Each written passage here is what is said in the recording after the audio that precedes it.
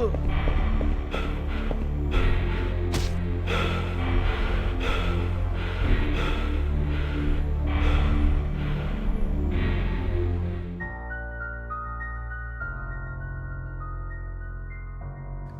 was an often overlooked platform compared to Sony's PlayStation Network and Microsoft's Xbox Live. Despite this, there were a handful of titles that stood out from the rest, as well as some that I've played that I've grown quite fond of. Both can be said for the WiiWare exclusive title, Lit, my Halloween game review this year. Lit is a horror puzzle game that takes place in a high school taken over by dark creatures. Players guide a teenager named Jake through more than 25 rooms to rescue his girlfriend Rachel, who is trapped somewhere in the dark, monster-infested school.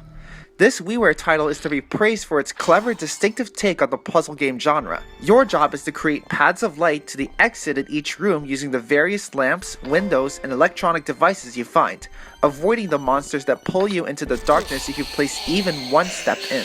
You also fail a level when you turn on too many lights and electronics and blow out the circuit breaker. The Wii Remote makes the game more immersive than with a traditional controller. You point it at the screen to aim your flashlight and shake the remote to quickly recharge it. Using your slingshot and cherry bombs is very precise. When you use cherry bombs, you can freely move your wrist after locking onto wherever you want to throw. All you need to do is flick the remote to throw your bomb. Each 5 levels ends with a boss level, where you face a demented version of a different member of the school faculty. The unique artwork on these bosses are unlike anything you've seen before. It evokes that sense of hopelessness when you are all alone in the dark. Each boss has to be defeated in a different way, thus keeping the player on his or her toes when facing it. For example, the janitor boss in the cafeteria constantly shuts off electronics the moment you turn them on. The way to defeat him is to max out the circuit breaker without blowing it. Rachel reveals more of the game's backstory through phone calls that Jake has to reach. Her phone calls being played through the Wii Remote speaker adds eeriness to the experience. Are you close, Jake? I have to move. It's not safe here anymore. Something grabbed my leg and I stabbed it with my pen.